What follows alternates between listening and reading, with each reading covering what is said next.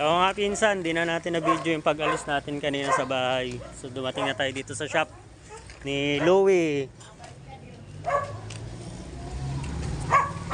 Ayan, pakita natin yung ano, para kung sakaling may problema kayo sa sasakyan nyo, dito lang kayo pumunta. Trusted to mga pinsan. Ito si tatay, si Kagawad.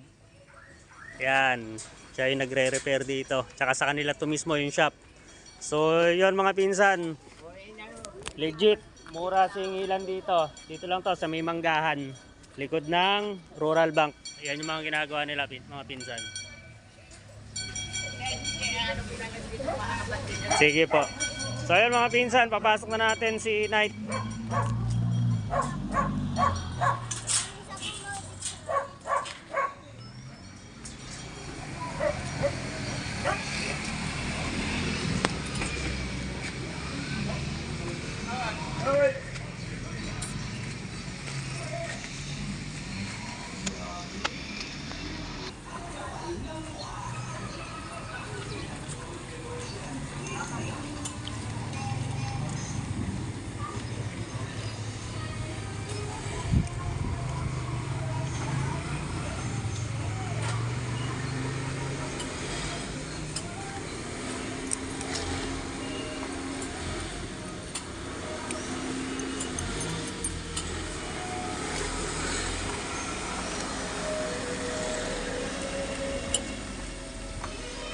Mga pinsan, ito yung ano, yung Vios natin na nabangga kahapon ng e-bike.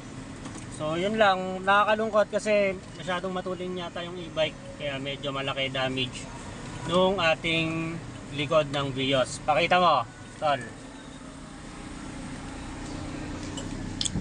So ayan mga pinsan, ayan yung tama ng ating So ayan mga Sinay. pinsan, ito yung tinamaan ng e-bike. E-bike lang yan mga pinsan ha.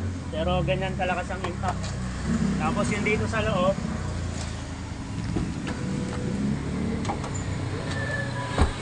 Ito mga pinsan.